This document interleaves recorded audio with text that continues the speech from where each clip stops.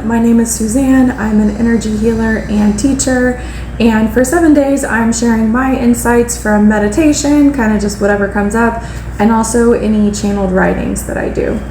Today, whenever I went into meditation, I cleared myself off, I reconnected to the earth, and what was coming up was this kind of old paradigm and programming that you have to work harder to get what you want. You need to strive harder, you need to grind, you need to be uncomfortable. And I was like, where is that coming from? And whenever I asked my body where it was being stored, it said my root chakra, that kind of this survival mode from the past of having to go harder in order to survive was still living there. And I felt, in one of my last videos, I was talking about how I have this like tailbone injury from an accident that I was in this week. And it's funny how that is coinciding to get me to send all this light to that area anyway. So I've really been working on my root chakra a lot anyway. And I could feel that there was a lot of past life resonance with this particular thing. And what came up was that this practice that I've been doing to stay more open in love and in relationship in all of life, where a few days ago, Spirit said, call back all your energy from other timelines right in the moment when you start to feel constricted. When you're relating with someone and you feel you're a little closed off, or you're thinking of something negative or possible futures, call your energy back from other timelines right then in that moment. And so I saw during this meditation that doing that in this case, as soon as these limiting beliefs or whatever this is starts coming up, call my energy back live from other timelines in that situation as well. Because whenever you call like this past life trauma or whatever, whenever you call your energy back from that, that's basically another way to clear it, which I never thought of it like that. That instead of clearing it, you're just disempowering it. You're like, no, I'm bringing my energy here. So by calling your energy back to you, you are actually healing past trauma in that way, because your energy is not back there in that trauma anymore. It is here now. And then you intend that you bring that energy with you onto your highest timeline now. And so I thought that was a really cool new perspective on that. And I've definitely been working on that a lot, like being present and calling my energy back to the moment. So that's really cool. I'm going to keep doing that and use it for abundance and work stuff as well. Because, we're past this old paradigm where you have to grind and be in density and be uncomfortable.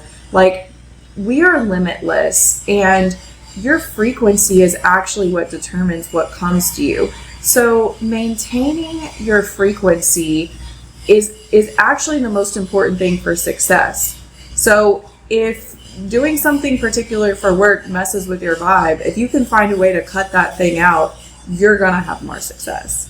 I was also asking where else this was coming from, and I got my solar plexus, and it was saying like, you don't feel worthy.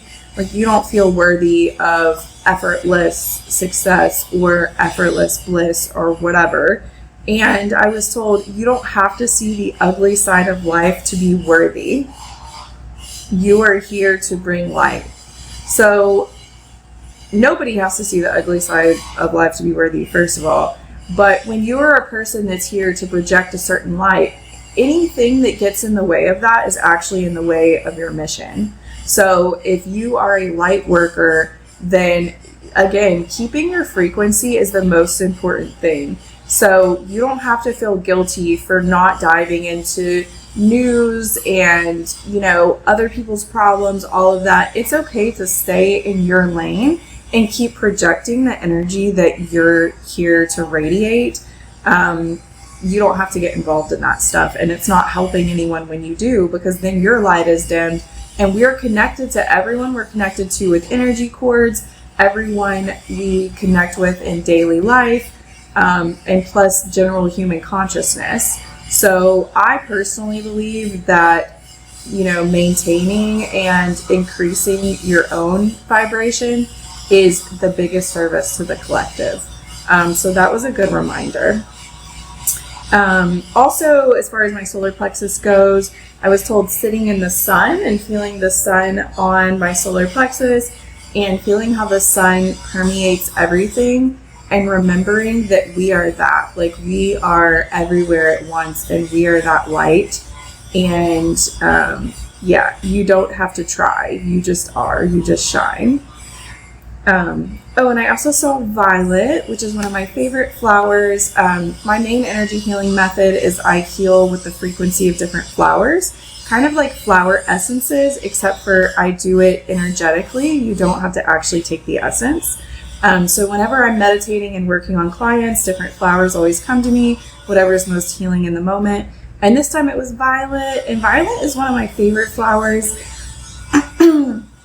Violet is the energy of staying in your own energy, being able to be yourself, and being able to be in relationship and show up fully as who you are. So Violet told me that being yourself isn't just about showing up as you, it's also about doing what you want, following your whims and following your heart and doing what brings you excitement. That is part of being yourself, and that's also part of maintaining your frequency. So I thought that was really sweet, and I love that too. So then I channeled my highest self and did some writing, and this is what I got. Success isn't in striving, it's in being. Your greatest accomplishment is truly being and broadcasting the energy you're here to radiate. Everything else falls in line when you embrace your true nature. The old paradigms of force don't apply to you. They are expired. When you feel you're not doing enough, call your energy back from those programs. Remind yourself who you are.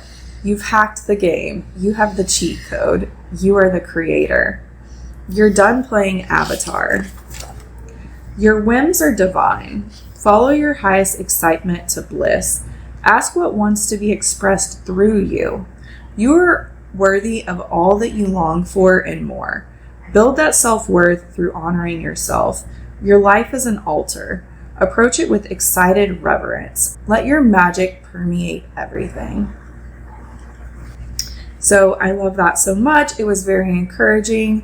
I feel very inspired and ready to go today. And I'm also really excited about using this retrieval of my own energy practice more in daily life.